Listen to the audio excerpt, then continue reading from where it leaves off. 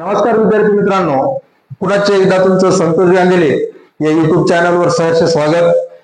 काल एकाच व्हिडिओमध्ये सिंपल प्रेझेंट टेन्स साठी मला स्वतंत्र व्हिडिओ बनवावा लागला. तो यासाठी बनवावा लागला कारण सिंपल प्रेझेंट टेन्स हा इतर 12 काळापेक्षा खूप महत्वाचा होता. आता इथून समोर तीनही कंटिन्युअस टेन्स एकाच याच्यामध्ये मिळतील, तीनही परफेक्ट टेन्स एकाच याच्यामध्ये मिळतील आणि तीनही परफेक्ट कंटिन्युअस टेन्स सुद्धा एकाच याच्यामध्ये मिळतील. परंतु सिंपल प्रेझेंट टेन्स हा महत्वाचा आणि मोठा टेन्स असल्यामुळे त्याचा एक व्हिडिओ बनावा लागला आणि त्याच्यातले दोन जे सिंपलचे प्रकार होते, जसे की सिंपल पास्ट टेन्स आणि सिंपल फ्युचर टेन्स, ते दोन्ही मात्र आपण आता या एका व्हिडिओमध्ये बनवणार आहोत. तर लक्ष द्या, सिंपल प्रेझेंट टेन्स नंतर दुसरा आहे सिंपल पास्ट टेन्स. म्हणजे पास्ट टेन्स मधला हा पहिला प्रकार आहे सिंपल पास्ट टेन्स, ज्याला आपण साधा भूतकाळ म्हणतो. म्हणजे हा भूताचा काळ आहे, परंतु यातले भूत साधे येतं, जसे लकवा, चकवा या प्रकारातले भूत आहेत. काही घाबरायची गरज नाही, माझं नाव जरी घेतलं तरी भूत पळून जाते. तर याचा वर्ब फॉर्म्युला काय? तर याचा वर्ब फॉर्म्युला सुरुवातीला सब्जेक्ट असतो, त्याच्यानंतर वर्बचा सेकंड फॉर्म असतो आणि शेवटी ऑब्जेक्ट असतो. या फॉर्मेशनमध्ये जर एखादं वाक्य दिलं असेल तर समजून चलायचं की दिलेलं वाक्य सिंपल पास्ट टेन्स आहे, म्हणजे S + V2 + O. आता दोन वाक्य आपले ठरलेले येतं. पहिलं वाक्य वी राईट अ लेटर, त्याला आपण आता याच्यामध्ये बदलणार, आणि दुसरं वाक्य शी इट अ मँगो. तर चला याच्यामध्ये बदलू आपण. पहिलं वाक्य काय होतं आपलं? वी, वीला वी, सब्जेक्टला सब्जेक्ट, जसाला तसं राहील. आता राईटचं दुसरं रूप घ्यायचं आपल्याला. या ठिकाणी काय? Wrote. We wrote a letter. आता पहिलं जे वाक्य होतं वी राईट अ लेटर, याचा अर्थ काय होता? आम्ही पत्र लिहितो. पण याचा अर्थ काय होईल आता? वी रोट अ लेटर म्हणजे आम्ही पत्र लिहिलं. भूतकाळामध्ये नुकतीच एखादी घटना घडलेली आहे हे सांगण्यासाठी या काळाचा उपयोग करत असतात, आणि याचा फॉर्म्युला आहे S + V2 + O. दुसरं वाक्य आपलं शी इट्स मँगो, ती आंबा खाते. आता याचं आपल्याला काय करायचं? शी एट अ मँगो म्हणजे तिने आंबा खाल्ला. शी एट अ मँगो, तिने आंबा खाल्ला. आता एक हे क्रियापदाचं दुसरं रूप आहे. It is a second form of the verb.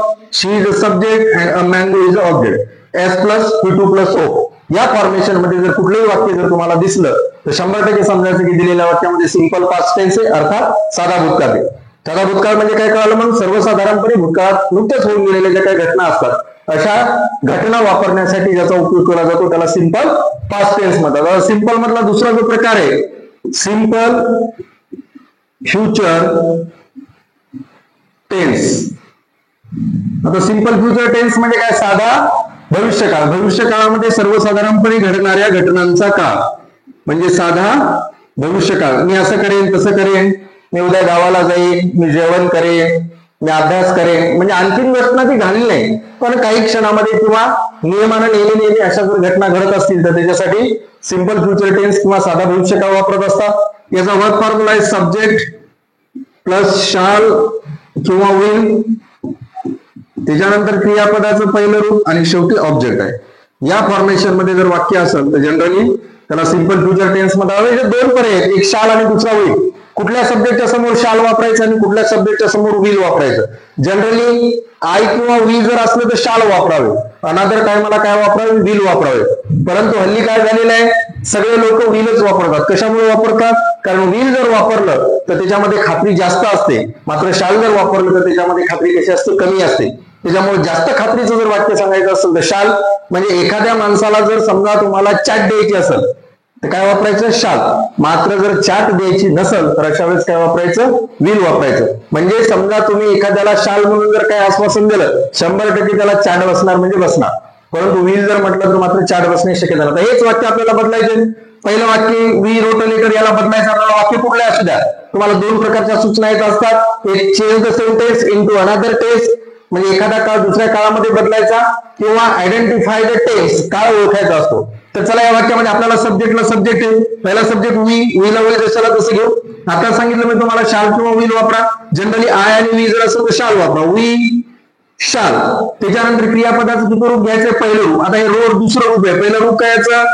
Right. We shall right आणि शेवटी ऑब्जेक्ट जशाला तसा अ लेटर. ठीक आहे, आलं या ठिकाणी सब्जेक्ट शाल किंवा विल पैकी एक हेल्पिंग वर्ब आला. राईट हे क्रियापदाचं पहिलं रूप आलं, लेटर ऑब्जेक्ट आला. S + शाल और will + V1 + O. It is the formula of simple future tense. Second वाक्य बघू आपण, शी एट अ मँगो. वाक्याचा फॉर्म्युला आपला एस प्लस शाल किंवा will plus V1 plus O. आता शी सब्जेक्ट जशाला तसा घेऊ आपण, घेतला या ठिकाणी. एट याचं पहिलं रूप आहे इट, परंतु इटच्या अगोदर आपल्याला शाल किंवा विल घ्यायचंय. आता शी आहे, शीच्या समोर काय घ्यायचं, विल. तसं जर म्हणलं तर त्या काय खात्रीशीर बोलत नसतात, पण आपला नियम आहे त्याच्यामुळे आपण घेऊ इथे शी विल. त्याच्यानंतर क्रियापदाचं पहिलं रूप एटचं एट, आणि त्याच्यानंतर काय घ्यायचंय, अ मँगो. आता दोन्हीचा अर्थ सांगतो तुम्हाला काय झाला बघा. शी हा सब्जेक्ट, शाल किंवा विल पैकी हेल्पिंग वर्ब वापरलं. इथे क्रियापदाचं पहिलं रूप, मँगो हा ऑब्जेक्ट. काय she shall write a letter, sorry we shall write a letter, म्हणजे आम्ही पत्र लिहिले का आणखी नाहीये. किंवा she will eat a mango, ती आंबा खाईल. सध्या तिचं पोट भरलेलं आहे, भरपूर काय खाल्लेलं असल्यामुळे थोड्या वेळानं खाईल असं पद्धतीने आईला म्हणायचंय. तर जनरली तुमच्या सगळ्यांच्या लक्षात आलं असं की हे सर्वसाधारणपणे घडणाऱ्या घटनांचे काळ होते. आता इथे एक गोष्ट लक्षात ठेवा, जसं मी साध्या वर्तमान काळ सांगितलं होतं तुम्हाला की जर समजा वाक्य सुरुवात ही शी इट न जर झाली तर मुख्य क्रियापदाला एस किंवा ईएस लागतंय. परंतु हा नियम फक्त साध्या वर्तमान काळाशी म्हणजे सिंपल प्रेझेंट टेन्सशी निगडीत आहे. इथं तो नियम वापरायचा नाही, आगाऊ डोकं लावायचं नाही. तर ठीक आहे, मला आशा आहे की तुम्हाला हे दोन्ही सिंपल टेन्स कळले असतील. उद्याच्याला आपण तीनही कंटिन्युअस टेन्स एकाच चार्ट मध्ये एकाच वेळेस बघणार आहोत. कुठले तीन continuous, present continuous, past continuous आणि फ्युचर कंटिन्युअस. तर विद्यार्थी मित्रांनो जास्तीत जास्त याच्यावरची विधान पुस्तकामध्ये शोधा, प्रॅक्टिस करा, एका काळाला दुसऱ्या काळामध्ये बदला.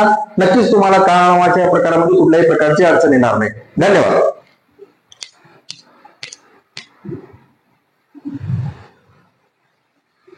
काय झालं?